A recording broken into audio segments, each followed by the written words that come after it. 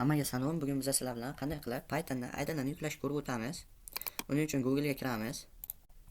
Google ga kirgandan keyin python.org deb yozsak, mana Pythonning o'zini rasmiy sayti kelib chiqadi bizga. Hech qanday soxta saytlar kelib chiqmaydi. Menga internet sayti kerak edi. Keyin saytiga kirgandan keyin, Pythonning saytiga kirgandan keyin uni dokumentatsiyalarini ko'rsak bo'ladi, piplar ko'rsak bo'ladi, kerakli kutubxonalarda.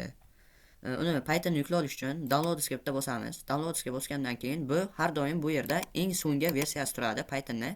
Biz hozir Windowsda Windowsga yuklamoqchi bo'lsak, Windowsni bosamiz va qaysi versiyasi kerak bizga kompyuterimizga moslasha. Masalan, men kompyuterim Pythonning idle'ini, o'zi Pythonning idle'i Windows 10 menimcha adashmasam Windows 10 dan yuqori, Windows 10 ga ham moslasha hamma kompyuterlar ko'tara olsa kerak. Mana shuni bosib yukla olamiz. Mana shu qismini bosib yukla olamiz. Yo bo'lmasa kompyuterimiz 64 bit bo'lsa 64 bit, 32 bit bo'lsa 32 bit.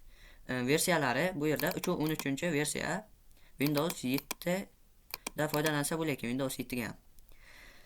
Keyin faqat Windows emas, Linux uchun ham bergan maxsus nimalari. Agar siz kompyuteringiz Linux turida bo'lsa, sistemasi olsa,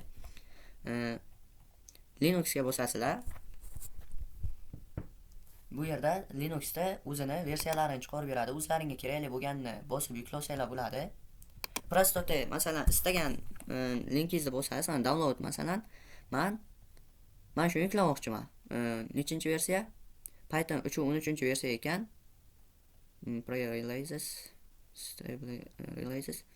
Men shuni yuklamoqchiman. Aprelda 8-sanasiga 2023-yilga kelgan. Shu linkka bitta bosaman, boyanki linkka. Mana linkka bitta bosaman. Keyin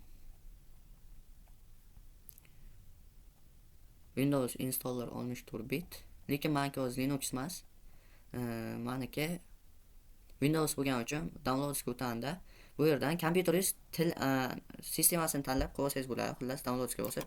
Bugun sizlar bilan Windows yuklash ko'rib o'tamiz.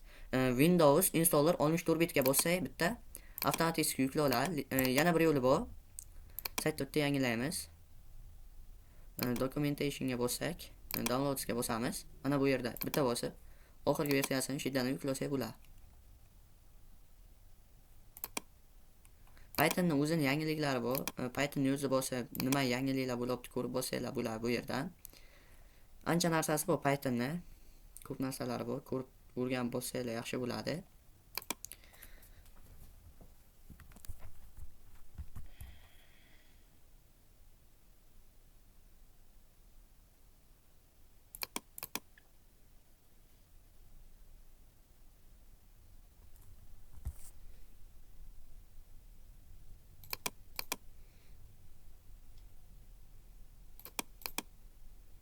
Mana yukloldi bizga Pythonning exesini. Bu Pythonning o'zini idle emas, bu installer, ya'ni o'rnatib berayotgan narsasi. Mana shunga bitta bosamiz. Bu yerdan shunga 2 marta bosamiz. Biz 64 bitligini yuklaylik hozir. Keyin bitdan nima deyapti? Men onlayn yuklagan edim, shu uchun ham shunday chiqibdi. Bitdan uninstall bosaman. Yes. Eskisini o'chirib, yangisini yuklay olaman men hozir. Removing. Turamiz.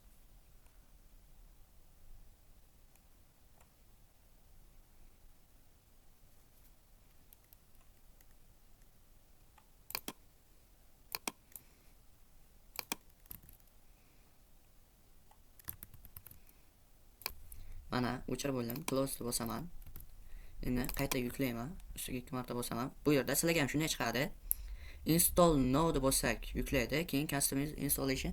Bu yerda bizga admin nimasiga ham installing qilib nimadir deyapti. Mana shuni bosib qo'yamiz. Python exe to pass. Pythonni exe qilib beradigan nima bu? Shu kerak bo'ladi xullas, keyin tushunib olasizlar. Install now deb bosamiz bitta.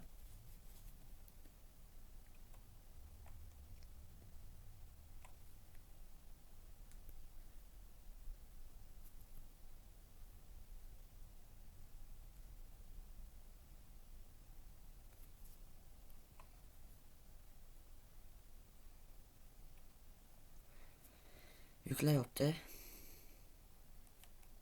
Nima bo'ldi? Qizil qoldi.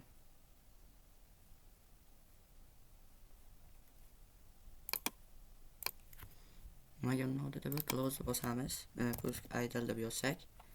Pythonni yukloldi. Open. Yes deb bosamiz. Nima qilamiz? Python open. O'z nima bo'ldi? Qayta yuklab ko'raylikchi. Eco'ga ruxsat beramiz. Install now. Sabr qilamiz.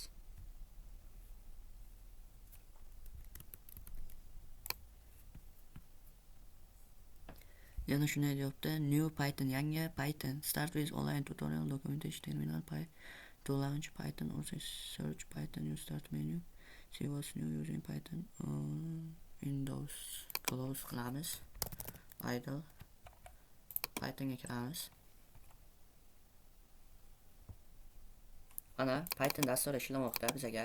Test uchun new faylni bosamiz. Faylga bosib, mana faylga bosib, new faylni bosib bizaga yangi fayl yaratib beradi. Bu yerda masalan print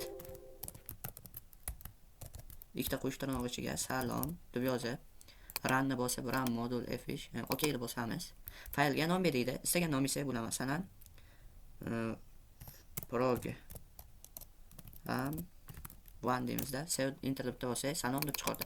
Agar sizlarga ham shunday deb chiqsa, sizlar Python idle'ini muvaffaqiyatli yuklagan bo'lasizlar. Uni yangi boshlovchi keyin bu yerda bizga installer exist kerak emas. Buni o'chirib tayyorlasak ham bo'ladi. Endi sizlar Python idle'ini har doim ishlatishlaring uchun uni mana shu desktopda mana shu qismiga chiqarib qo'yishlaringni tavsiya qilaman. U uchun pusk tugmasini bosib, idle bosib, open file location'ni bossanglar, Pythonni hamma narsasini chiqarib beradi.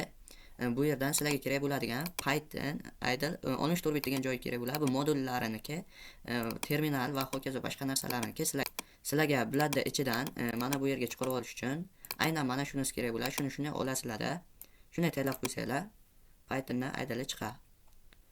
Keyin shunga bosib bemalol ishlataversanglar bo'ladi har doim. Mana shunday qilib o'zlaringni Pythonni dastlabki dasturlaringni shunga kirib yaratsanglar bo'ladi. Bugungi darsimiz shu edi. Sizlar bilan Felix bo'ldi.